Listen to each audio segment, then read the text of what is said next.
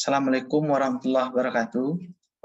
Saudara-saudari yang saya hormati, kembali pada saat sekarang ini kita melanjutkan perkuliahan yang pada minggu yang lalu kita sudah sampai berbicara tentang teknik pengolahan data.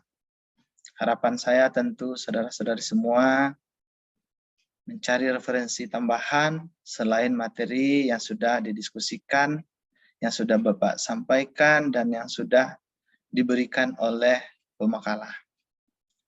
Untuk kali ini kita akan berbicara tentang klasifikasi penelitian berdasarkan paradigma.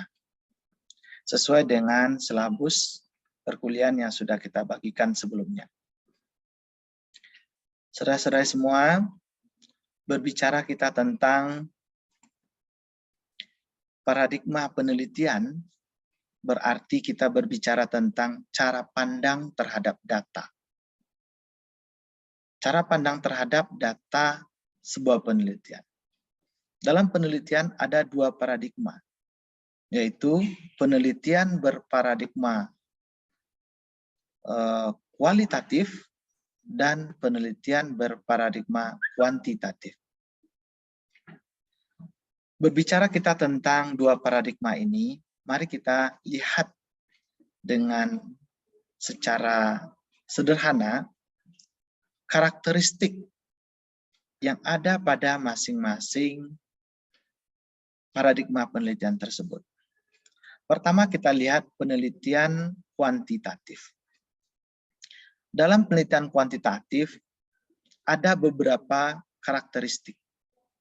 Pertama, penelitian kuantitatif berparadigma positivistik atau bersifat kuantitatif. Artinya apa? Penelitian kuantitatif memandang kebenaran angka-angka. Jadi baik buruk, benar salah, besar kecil, tinggi rendah, itu selalu dikaitkan dengan perspektif angka. Itu dikatakan dia berparadigma positivistik. Kemudian, penelitian kuantitatif memiliki skop yang luas dan populasi yang besar. Dalam penelitian kuantitatif, populasi biasanya luas, bahkan tidak terbatas. Ada populasi yang diketahui jumlahnya, ada populasi sebarannya itu yang tidak diketahui jumlahnya. Dalam penelitian kuantitatif seringkali populasinya itu luas ataupun besar. Kalau kita contohkan, populasi yang kita teliti katakanlah air. Kalau kita tanya, berapa banyak air yang ada di permukaan bumi? Ini barangkali agak sulit menghitung satuannya. Karena belum pernah juga orang menghitung berapa jumlah air laut. Tapi bisa kita asumsikan 2/3 dari bumi itu adalah air. Kemudian berarti populasinya sangat luas dan besar. Ketika saudara ingin meneliti tentang bagaimana sifat-sifat air yang jumlahnya 2/3 dari bumi, apakah harus kita teliti sepertiganya dari air yang ada di permukaan bumi ini? Tentu tidak. Kalau saudara ingin mengetahui bagaimana sifat-sifat air, cukup dengan beberapa gelas atau satu gelas saja. Kita bisa buktikan bagaimana karakteristik air. Air apabila dinaikkan suhunya akan menguap. Dan apabila diturunkan suhunya akan membeku.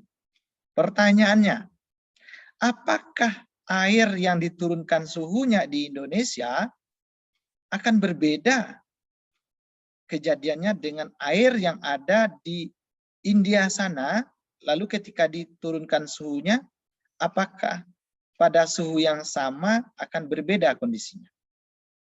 Maka menurut Bapak itu akan sama.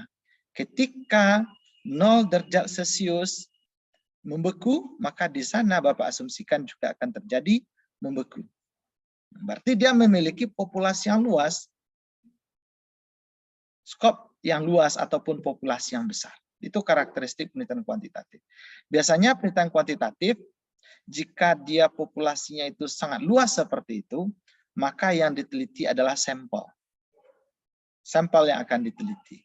Dan kesimpulannya nanti diberlakukan atau digeneralisasikan terhadap populasinya. Yang ketiga, data berupa angka dan analisisnya menggunakan statistik. Itu karakteristik penelitian berparadigma kuantitatif. Data-data yang dikumpulkan itu berupa 0 hingga 9. Dan untuk mengolah datanya, menganalisa datanya, selalu always menggunakan statistik. Itu ciri khas penelitian berparadigma kuantitatif. Pengumpulan data ya seperti yang kita sudah bicarakan, yang berupa angka itu bisa dari tes, bisa dari kuesioner, ataupun dokumen yang berupa angka.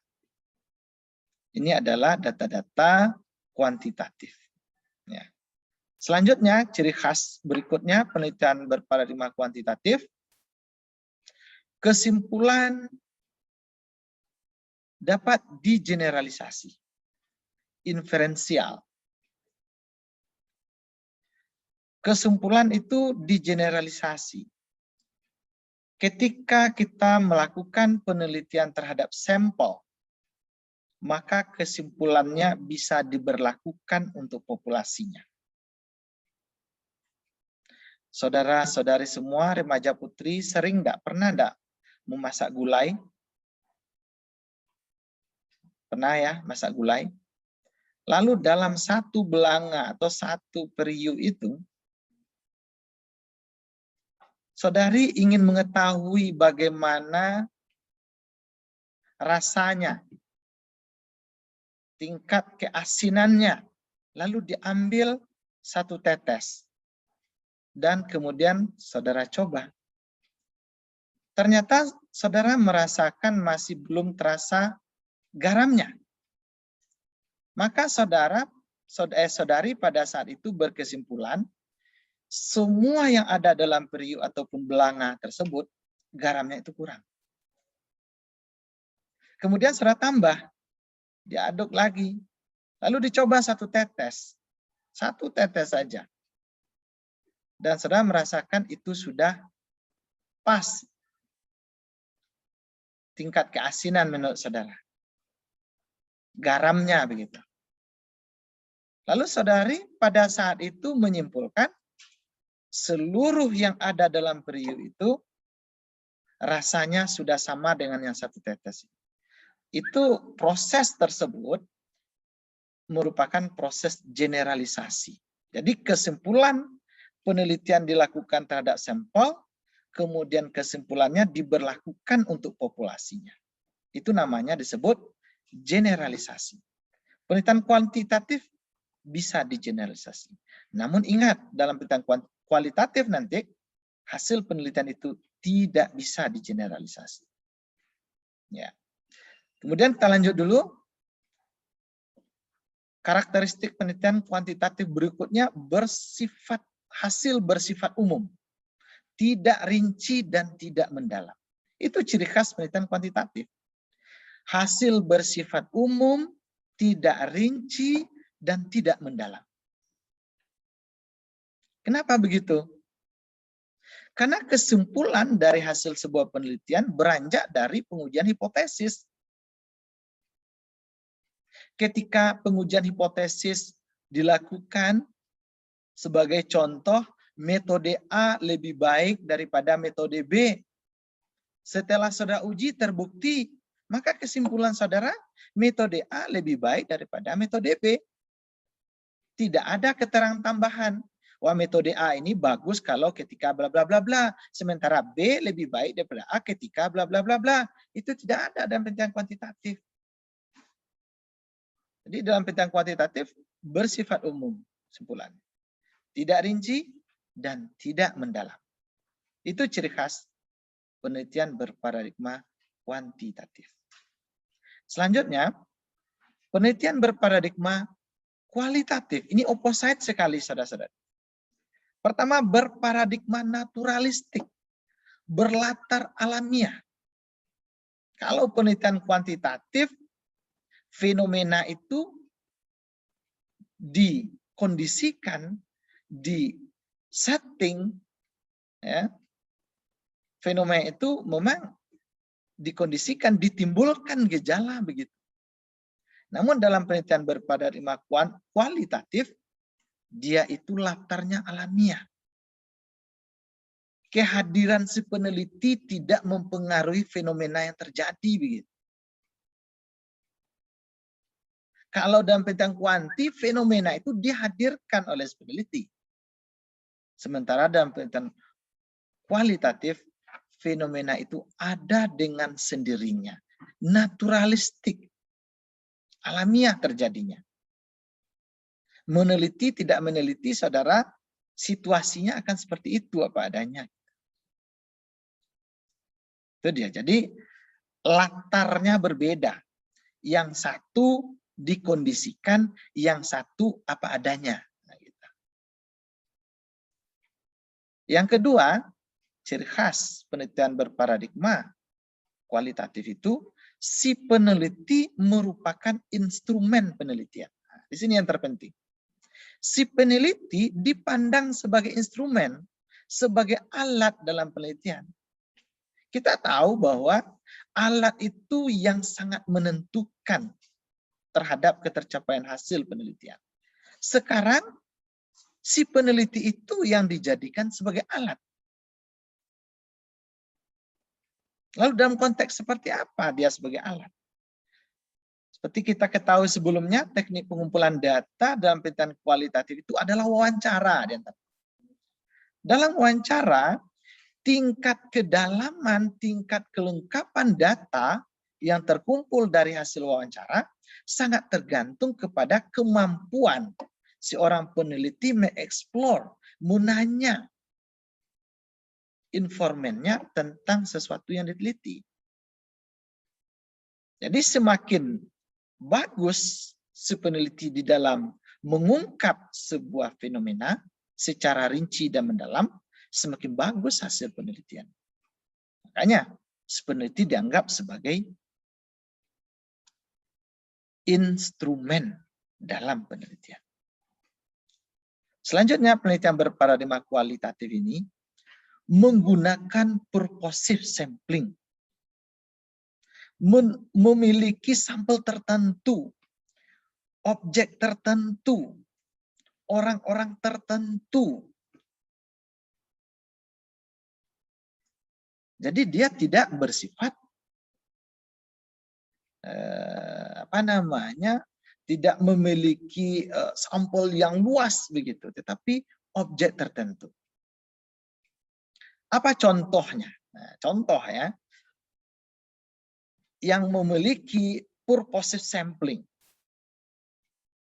Bapak contohkan, kita mau meneliti tentang perilaku remaja-remaji di pinggir pantai Padang pada saat sunset. Nah, itu contohnya. Perilaku remaja-remaji, remaja-remaja udah ya. Atau perilaku remaja di pinggir pantai Padang pada saat sunset. Maka siapa dia itu purposive samplingnya? Hanya pantai Padang, hanya remaja-remaja yang ada di pantai Padang itu pada saat sunset. Itu ada purposive. Kalau Bapak bertanya, kira-kira berapa banyak pantai sedunia ini? Belum pernah ngitung ya? Belum ya? Bapak juga belum pernah ngitung.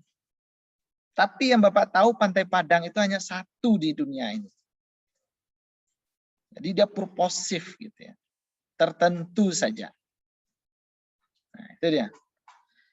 Kemudian grounded theory. Maksudnya, kalau penelitian kuantitatif, teorinya sudah fix dari awal. Kita sepeneliti menguji teori. Tetapi dalam penelitian kualitatif, teorinya itu dimuncul atau bermunculan sejalan dengan proses penelitian itu sendiri. Di sepanjang proses, bermunculan teori. Apa contohnya? Seperti tadi, saudara ingin mengetahui bagaimana perilaku remaja di pinggir pantai Padang pada saat sunset.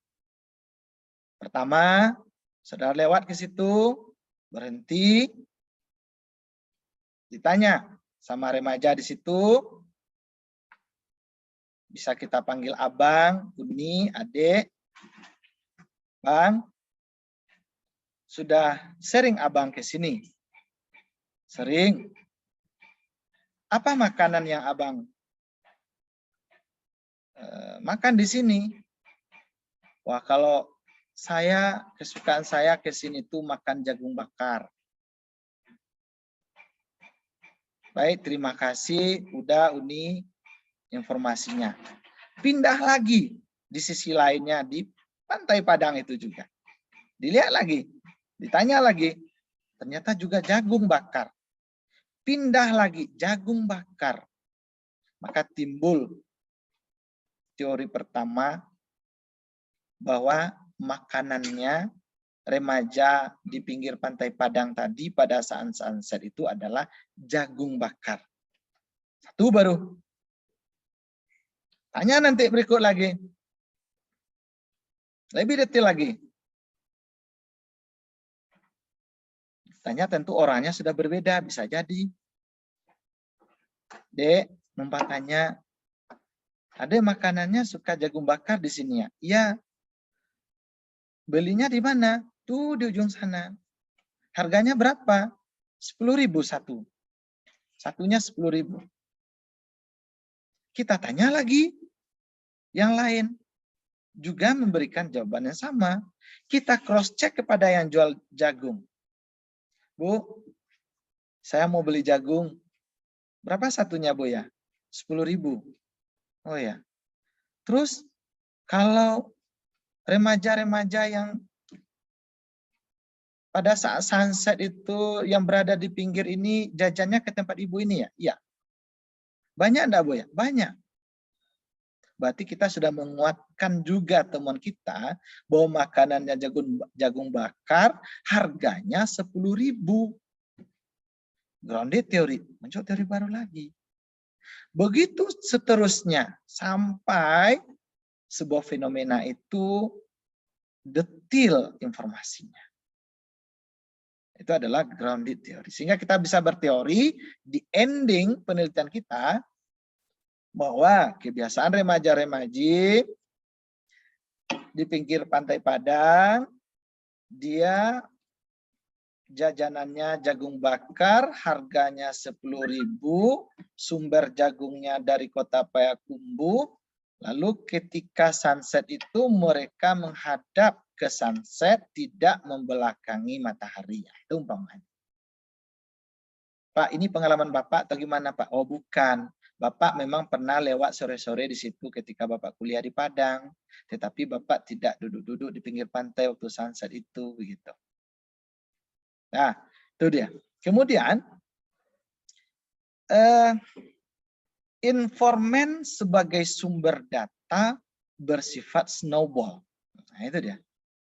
Jadi, informan dalam tentang kualitatif itu disebut juga dia sebagai sumber data, dan cara penetapannya kalau betul-betul dia latarnya alamiah seperti tadi, itu dia snowball gitu ya. Snowball.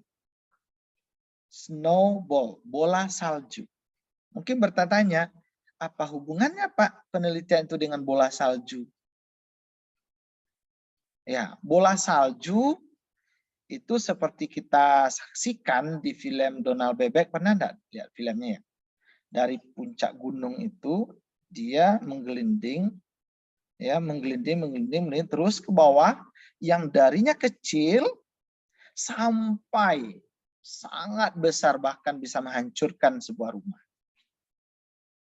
Nah, jadi maknanya ini diilustrasikan dari informan kunci yang datanya sedikit, kemudian informan kunci menunjuk orang lain yang kita bisa jadikan sumber data. Ya. Kemudian kita tanya ke orang kedua melempar lagi ke orang ketiga, keempat. Orang ketiga, keempat melempar lagi ke orang kelima, keenam, dan seterusnya. Jadi penentuan orang yang akan atau informan kita sangat ditentukan oleh informan sebelumnya. Itu makanya snowball, dioper-oper gitu ya, mengelinding dia terus. Dan peneliti akan berhenti mengumpulkan data ketika datanya itu sudah jenuh. Itu dia. Itu yang dikatakan dengan snowball, bola salju. Kemudian fokus yang mendalam dan terinci gitu ya. Penelitian kuantitatif itu dia bersifat fokus. Fokus tetapi mendalam dan rinci. Ya, seringkali penelitian yang saudara-saudari lakukan, seniornya itu tidak fokus dan tidak rinci, begitu, tidak mendalam. Gitu. Ilustrasinya, kalau fokus lalu mendalam itu seperti apa? Kalau Bapak ilustrasikan kepada kelapa, nah ini kelapa lagi ya, kita larinya kemana-mana sekarang dulu ya. Kelapa, tahu nggak kelapa? Pohon kelapa. Kalau Bapak tanya, apa saja yang ada sama kelapa itu? Ada akar, ada batang, ada buah, ada daun, ada pucuk. Kan seperti itu. Pertanyaannya ketika kita penelitiannya fokus kepada yang bermasalah. Katakanlah buah. Yang kita teliti dari kelapa itu buah. Maka dalam penelitian tentang buah tadi, kita harus rinci bagaimana ukuran buah, bagaimana warna buah, bagaimana isi dari buah, bagaimana bentuk buah, yang segala sesuatunya pertanyaan itu terkait dengan buah saja. Sementara banyak bagian-bagian lain dari kelapa. Ketika kita sudah fokuskan kepada buah, buatlah sejumlah pertanyaan secara mendetil dan mendalam tentang buah saja. Nah, itu dia logika. Sehingga ini adalah dikatakan fokus. Penelitian kualitatif itu fokus dan menggunakan istilah fokus, ya, dan dia itu mendalam. Kemudian hasil penelitian dirundingkan dengan informan. Ya, hasil penelitian dirundingkan dengan informan. Apa yang sudah kita simpulkan dari penelitian kita harus rundingkan kembali. Kita harus konfirmasi lagi kepada informan yang memberikan data itu. Jadi ada semacam negosiasi juga kembali atau memverifikasi lagi data yang si peneliti simpulkan itu dibenarkan oleh informan atau sumber data. Dan terakhir, penelitian berparadigma kualitatif, kesimpulan bersifat rinci, mendalam, namun tidak bisa digeneralisasi. Rinci, mendalam, namun tidak bisa digeneralisasi. Kesimpulan yang kita ambil tadi tentang fenomena bagaimana perilaku remaja di pinggir pantai Padang saat sunset, itu perilaku itu tidak bisa kita samakan dengan perilaku remaja di pinggir-pinggir pantai lain di permukaan bumi. Ada kekhasannya. Kalau di pinggir pantai Padang tadi makanannya jagung bakar. Ya. menghadapnya sunset. Dan waktunya mau terbenam matahari. Kalau kita lihat lagi di pinggir pantai di Kuta Bali, itu pagi-pagi mereka berjemur. Tidak makan jagung bakar begitu. Jadi ini kesimpulan yang kita ambil untuk sampel, purposive sampel orang tertentu tadi, ini tidak bisa diberlakukan ya kesimpulannya kepada tempat-tempat lain ataupun objek-objek yang lain. Itu barangkali gambaran sederhana tambahan dari Bapak. Mohon maaf atas kekurangan. Kita akhiri perkuliahan kita kali ini dengan baca hamdalah. Alhamdulillahirrahmanirrahim. Wassalamualaikum warahmatullahi wabarakatuh.